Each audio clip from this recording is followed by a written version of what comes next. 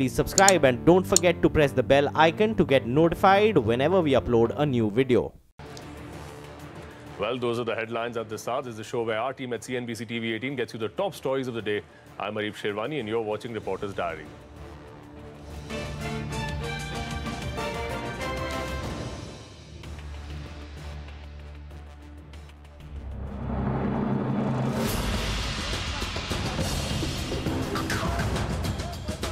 By bringing in 29A, we have tried to fill in that gap. That's the object. And if we had not done this, all such defaulters would have rejoiced. The motion is adopted and the bill is passed.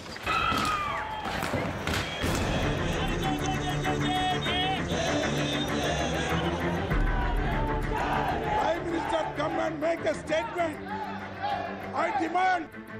He is a Modi Baba regarding Dalits. British के जगह पर कांग्रेस वालों ने divide and rule policy कर रहे हैं। Muslim women, protection of rights on marriage bill 2017.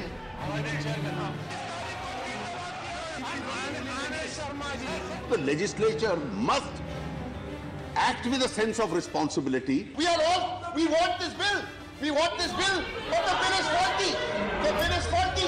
Third batch for 2017-18 to the vote of the House. Those in favor may say aye, those against may say no. I think the ayes have it. The ayes have it.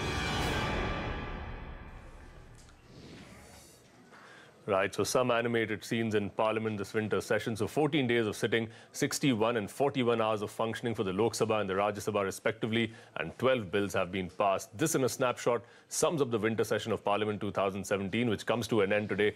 It was not a smooth start for the government, though. The first few sittings were marred by repeated disruptions from Congress MPs who sought the Prime Minister's apology for his comments on former Prime Minister Manmohan Singh. But the BJP and the Congress later managed to broker peace on that issue, and the last few days of the Parliament saw relatively smooth sailing. Rituparna Bhayan joins us now with all the details. Ritu, so what were the key highlights of the winter session?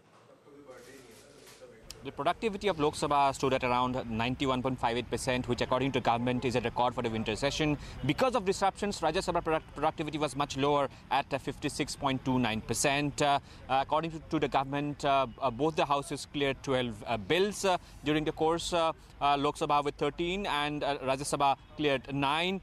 As far as Lok Sabha is concerned, it cleared a triple talaq bill as well as the GST compensation to states bill and the Central Road Fund Amendment Bill, but none of these three bills could be taken up in Rajya Sabha. As far as both the houses are concerned, it took up the IBC Amendment, Companies Amendment Bill and the Appropriation Bill, which basically was related to the recap of 80,000 crore plan that government had. So all these three bills were cleared by both houses of the Parliament. Last but not the least, we have more details on the budget session. It will start on 29th of January. The budget will be presented on the first tranche of budget session. The first section will happen from Jan 29 to Feb 9th, while the second part will be from March 5th to April 6th. With that, it's back to you. Right, thanks Ritu for taking us through the highlights of the winter session. But a day after the Parliamentary Standing Committee on Transport, Tourism, Culture slammed airlines for overpricing tickets, the Minister of State for Civil Aviation, Jayant Sinha, has come out in support of airline companies. Sinha says that only around 1% of total air tickets sold are overpriced. He, however, has assured that the government will take action if airlines are found to have resorted to overpricing. Listen in. इस विषय पे काफ़ी जांच हुई है और हम लोगों ने बहुत अध्ययन किया है कि जो एयरलाइन प्राइसिंग होती है वो किस प्रकार से हो रही है और इसमें 3 मुद्दे हैं जिसमें सब लोगों को ध्यान रखना चाहिए। पहली बात तो ये है कि जिस प्रकार से हमारे देश में डायनामिक प्राइसिंग एयरलाइंस की होती है वो पूरे विश्व भर में होती है। ग्लोबल जो प्रैक्टिसेस हैं वो इसी प्रकार के हैं और हमें कहीं ऐसा नहीं नज़र आया है कि हमारे एयरलाइंस जो हैं वो कुछ हट के वो ग्लोबल। उन्होंने खास मिसाल दिया है कि एटीएफ की कीमतें 50% तक कम हो जाती हैं, फिर भी कीमतें एयरफेयर को लोग कम नहीं करते, जबकि बढ़ती है कीमतों तो एयरफेयर बढ़ा देते हैं। मैं पहले अपनी बात समाप्त कर लूँ। जैसे मैंने कहा कि जो ग्लोबल जो स्टैंडर्ड्स हैं उसी के आधार पर हो रहा है। दूसरा, अगर आप देखें कि जो प्राइसेस जो बढ़ी हुई रहती हैं वो ऐसे कितनी प्राइसेस हैं, हमें ऐसी बहुत कम मिली हैं, 1% से कम ऐसी प्राइसेस हैं जो एवरेज से बहुत ज़्यादा होती हैं, तो इसलिए कोई बहुत बड़ा मुद्दा ये नहीं है। और तीसरी बात ये है कि हमारे पास कई सारी एजेंसीज़ हैं, डीजीसी है, कंपटीशन कमीशन ऑफ इंडिया है।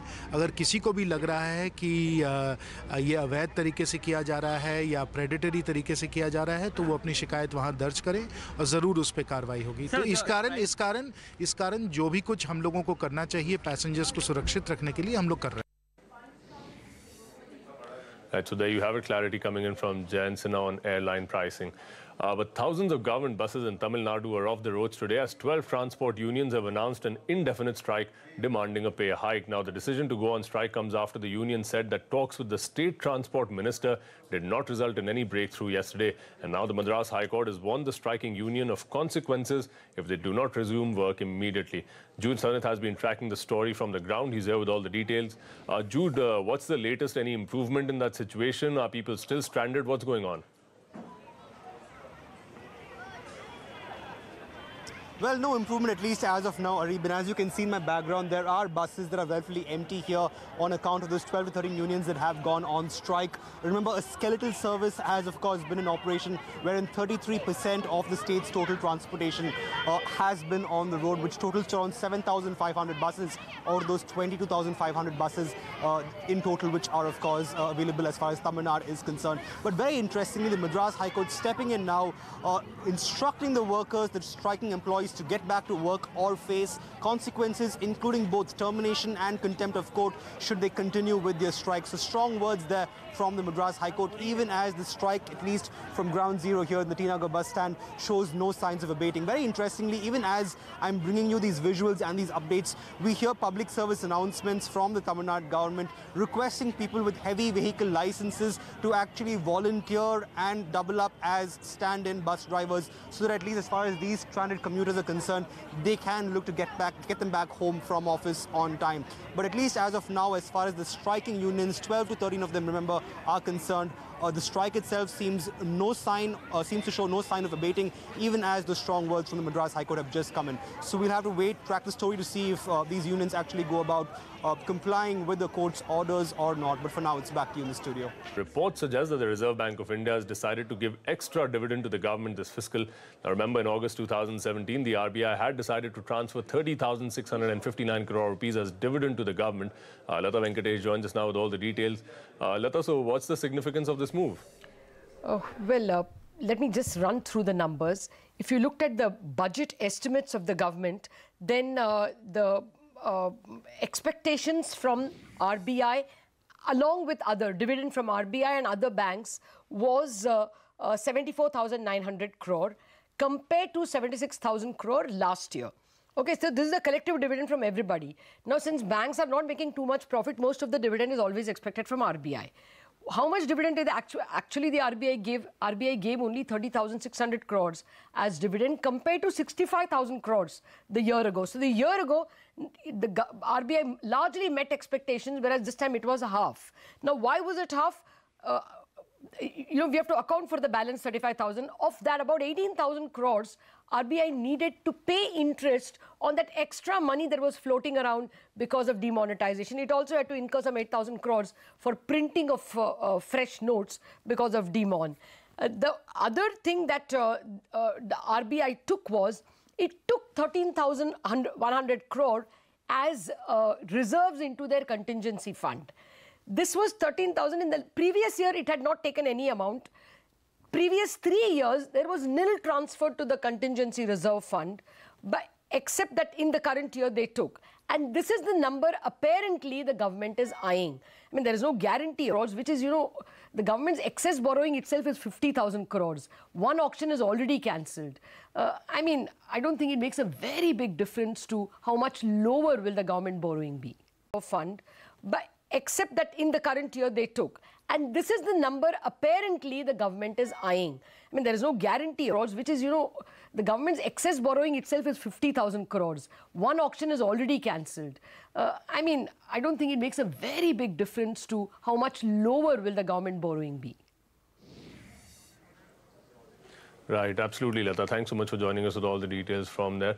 But the possibility of that additional ammo from the RBI to fix the fiscal deficit boosted sentiment on Dalal Street. It turned out to be a record-shattering day for Indian equities. The Nifty breaching its previous high, backed by a 0.5% gain to end above 10,550.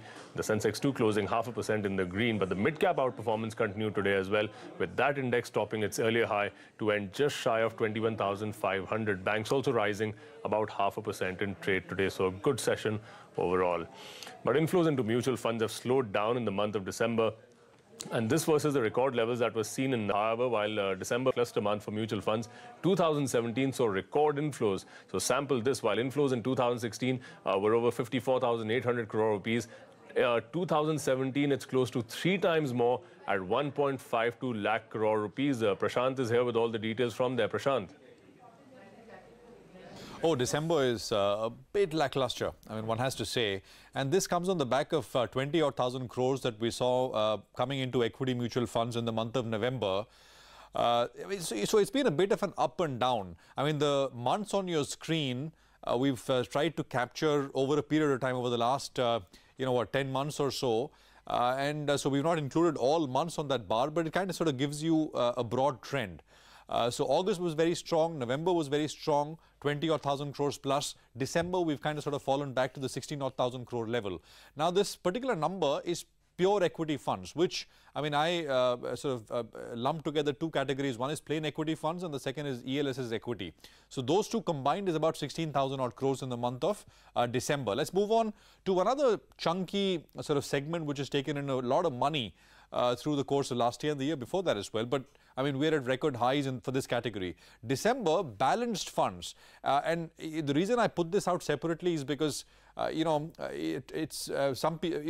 funds would put 50% of what goes into balanced funds into equity. Some would put more, some would put less. Better to keep this separate. So flows into balanced funds in December have hit 9,756 odd crores, which is basically at an all-time high. If you take both these together, which is basically plain equity, ELSS equity plus balanced funds, I mean, say take 50% or 60% of the balanced funds as equity, December over November doesn't look all that bad. It's still lower, but it's not lower by that much when you first just look at plain equity schemes. Now take a look at the yearly, because with December we wrap out the year as well. And it's just a phenomenal number. I mean, compared to 2016, where basically about $10 billion worth of money came into equity mutual funds, the number in 2017 is 1,52,000 crores. That's $30 billion, 3x.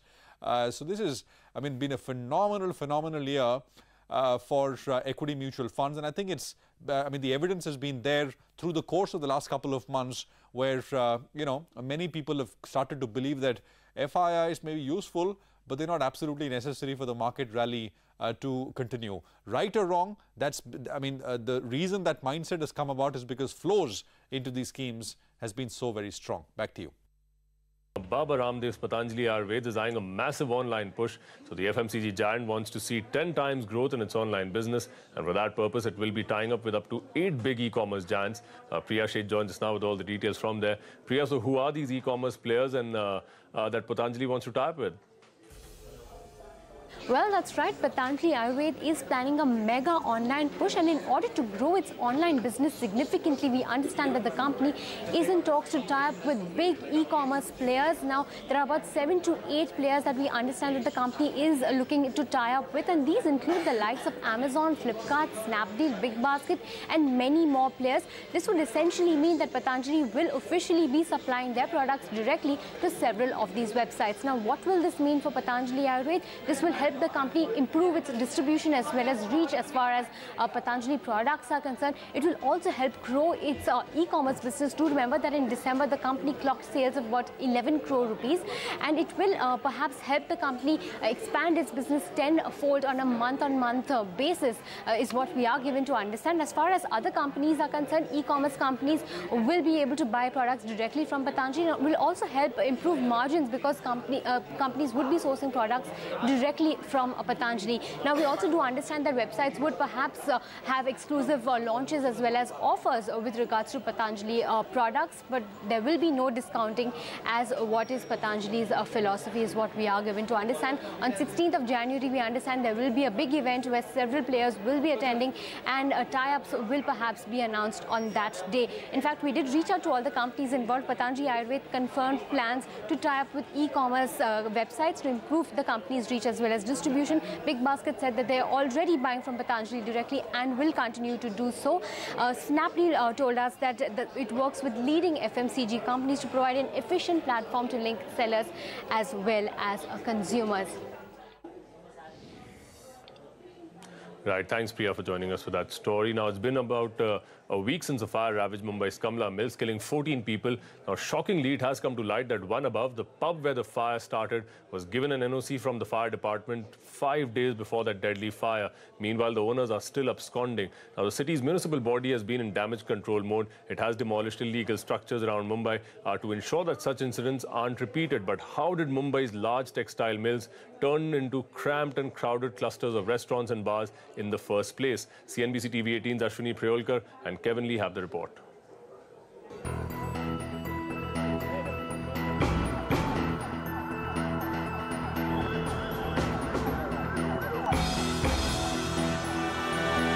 इसकी जांच करने के आदेश BMC commissioner को दिए हैं। 5 लोगों को suspend किया गया है। इसमें जो इसके मालिक हैं, चलाने वाले हैं, इनके ऊपर कार्रवाई की जा रही है।